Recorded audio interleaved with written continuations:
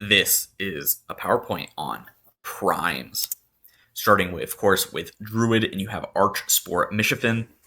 This card was intended to be a sort of stopgap taunt card that you see all the time in the game, but giving you Mishafin Prime, let it excel in like taunt Druid or actually, yeah, Taunt Druid. Taunt Druid's mainly the whole idea behind this card, I feel.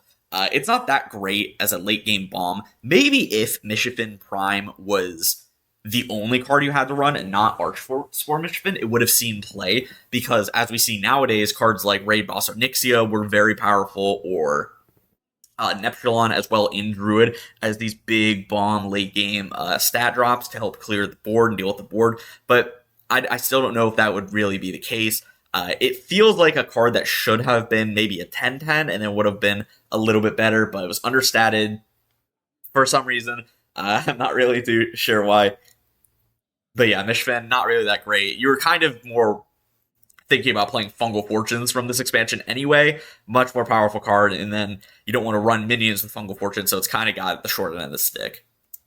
Then for Hunter, you have Zixor, Apex Predator. Zixor is incredibly powerful in both formats for a time. Zixor Prime really was just this late game bomb.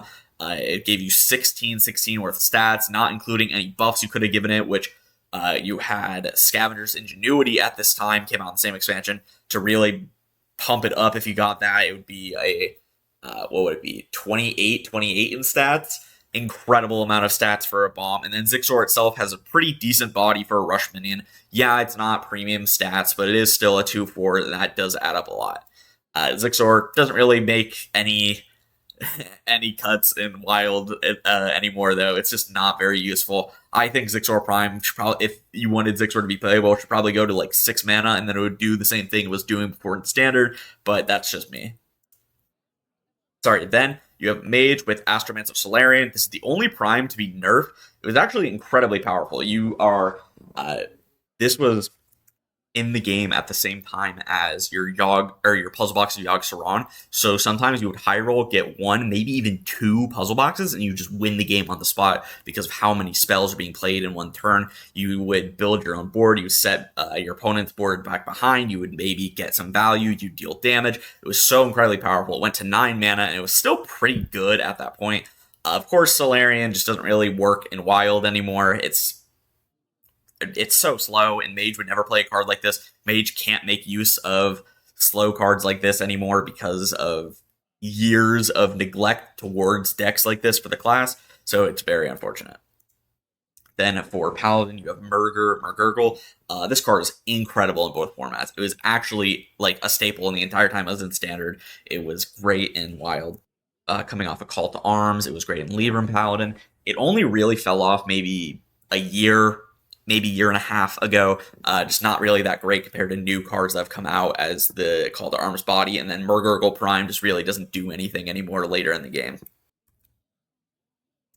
Oops, sorry. And then you have Priest with Reliquary Souls. This card was great its entire time in Standard.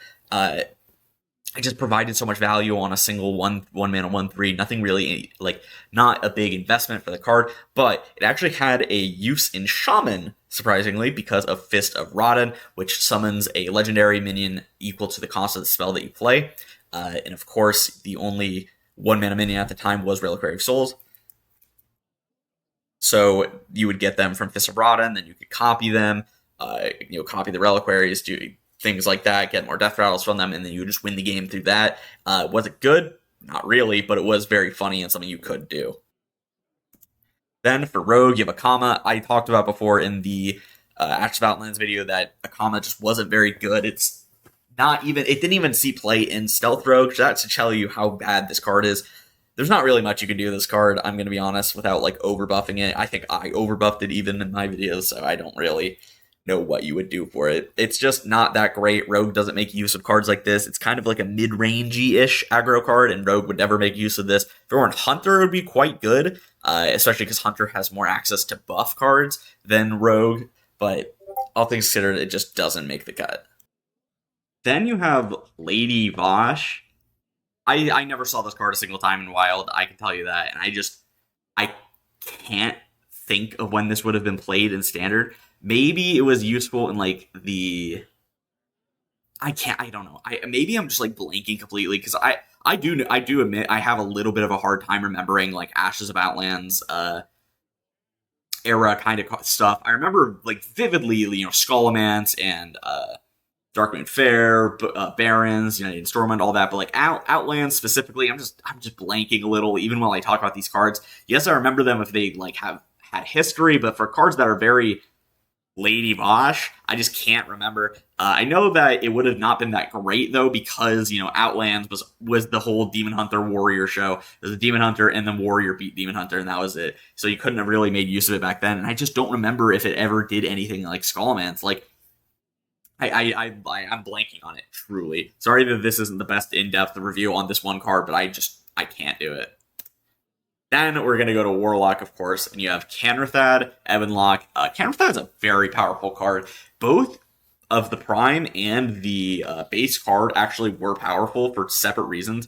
Canrathad Prime, of course, is great for resummoning demons, especially in Standard. It was incredibly powerful, but that wasn't the main use of it in Wild. The main use of it in Wild was because Canrathad is a flood card.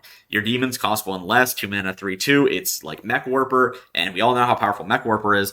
Discard Warlock, Zoo Warlock at the time was incredible at using Canrathad. Those decks weren't amazing. They were fairly decent. You could play them, but it's about... I'd still say better than where Discard Warlock is right now as of time of making this, because Discard Warlock got all those nerfs, but Canrathad is just incredible. Like, it was also very good in Standard because you could get, you know, Canrathad off your Envoy Rustwicks. You would resummon your, like, Ticketus, or you'd resummon your... I'm pretty sure Envoy Rustwicks was a demon as well, so you could resummon that. You just had so much power from the Prime itself for Standard that I'm honestly surprised this card never got nerfed in some way. I felt like it was incredibly powerful because of Envoy Rustwicks, but that might be just me. I don't know. I think it was like, I think Rustwicks maybe more was the issue than Canrathad, but that, again, I'm not too sure. Then, of course, we have Warrior and Kargath Bladefist. Kargath was incredible. It's probably one of the best primes. It was super good in Standard. You would play it in almost every Warrior deck at the time for just a plethora of different reasons. It was great in control. It was great as a, you know, fast-paced card because it was a 4/4 with Rush, and it gave you just this big, gigantic value bomb in Kargath Prime. Kargath Prime was so useful. Like, an 8-mana 10/10 Rush, whenever it attacks and kills a minion, gain, you know, armor, mech, would see play nowadays. It would still see play in the game right now. That's how powerful Kargath Prime is, and, like, I don't know how better to describe it. Because, like, I think that Kargath Prime is maybe only slightly weaker than Unkiliax, and Unkiliax is, like, one of the best cards ever.